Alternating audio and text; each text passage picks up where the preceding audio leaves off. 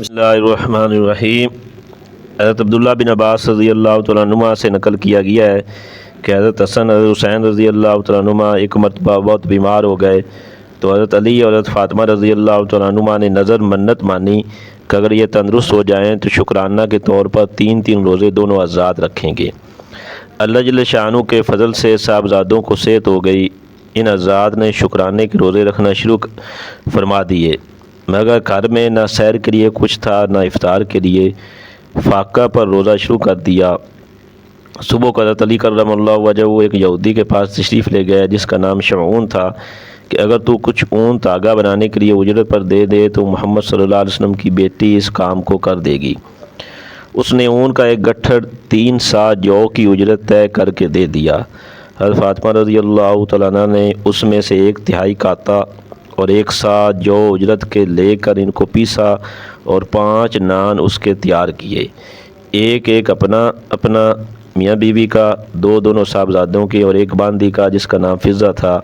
روزہ میں دن بھر کی مزدوری اور محنت کے بعد جب حضرت علی کرم اللہ وجہ حضور صلی اللہ علیہ وسلم کے ساتھ مغرب کی نماز پڑھ کر لوٹے اور کھانے کے لیے دسترخوان بچھایا گیا، حضرت علی رضی اللہ عنہ نے ٹکڑا توڑا ہی تھا کہ ایک فقیر نے دروازے سے آواز دی کہ محمد صلی اللہ علیہ وسلم کے گھر والوں، میں ایک فقیر مسکین ہوں، مجھے کھانا دو، اللہ جل شانہ تمہیں جنت کے دسترخوان سے کھانا کھلائے۔ حضرت علی کرم اللہ وجہ نے ہاتھ روک لیا۔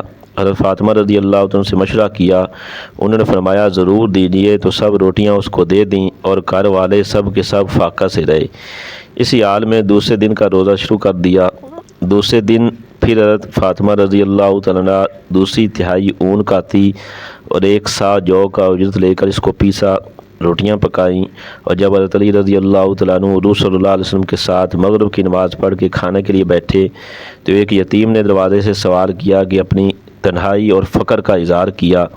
ان حضرات نے اس دن کی روٹیاں اس کے حوالے کر دیں اور پانی پی کر تیسرے دن کا روزہ شروع کر دیا، اور صبح کو حضرت فاطمہ رضی اللہ عنہ نے اون کا باقی حصہ کاتا اور 1 سا جو کا جو رہ گیا تھا وہ لے کر پیسا، روٹیاں پکائیں، اور مغرب کی نماز کے بعد جب کھانا کے لیے بیٹھے تو ایک قیدی نے آ کر آواز دی اور اپنی سخت حاجت اور پریشانی کا اظہار کیا۔ ان حضرات نے اس دن کی روٹیاں اس کو دے دیں اور خود فاقہ سے رہے۔ چوتھے دن صبح کو روزہ تو تھا نہیں لیکن کھانے کو بھی کچھ نہیں تھا۔ حضرت علی رضی اللہ تعالیٰ عنہ دونوں صاحبزادوں کو لے کر حضور صلی اللہ علیہ وسلم کی خدمت میں حاضر ہوئے۔ بھوک اور ضعف کی وجہ سے چلنا بھی مشکل ہو رہا تھا۔ حضور صلی اللہ علیہ وسلم نے حضرت علی رضی اللہ عنہ سے فرمایا کہ تمہاری تکلیف اور تنگی کو دیکھ کر مجھے بہت ہی تکلیف ہوتی ہے، چلو فاطمہ رضی اللہ عنہ کے پاس چلیں۔ حضور صلی اللہ علیہ وسلم حضرت فاطمہ رضی اللہ عنہ کے پاس تشریف لائے۔ وہ نماز پڑھ رہی تھیں، بھوک کی شدت سے آنکھیں گڑ گئی تھیں، پیٹ کمر سے لگ رہا تھا۔ حضور صلی اللہ علیہ وسلم نے ان کو اپنے سینے سے لگایا اور اقتل شانوں سے فریاد کی۔ اس پر حضرت جبرائیل علیہ السلام سورۃ الدار کی آیات وَيُطْعِمُونَ الطَّعَامَ عَلَىٰ حُبِّهِ مِسْكِینًا وَیَتِیمًا وَاسِیرًا لے کر آئے اور اس پروانہ خوشنودی کی مبارکباد دی۔ علامہ سیوطی رحمۃ اللہ نے نقل کیا ہے کہ یہ آیتیں حضرت علی اور فاطمہ رضی اللہ عنہ کی شان میں نازل ہوئی ہیں۔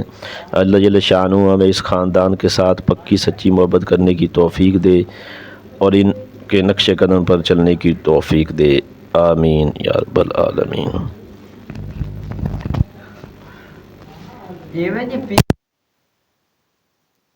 ایک منٹ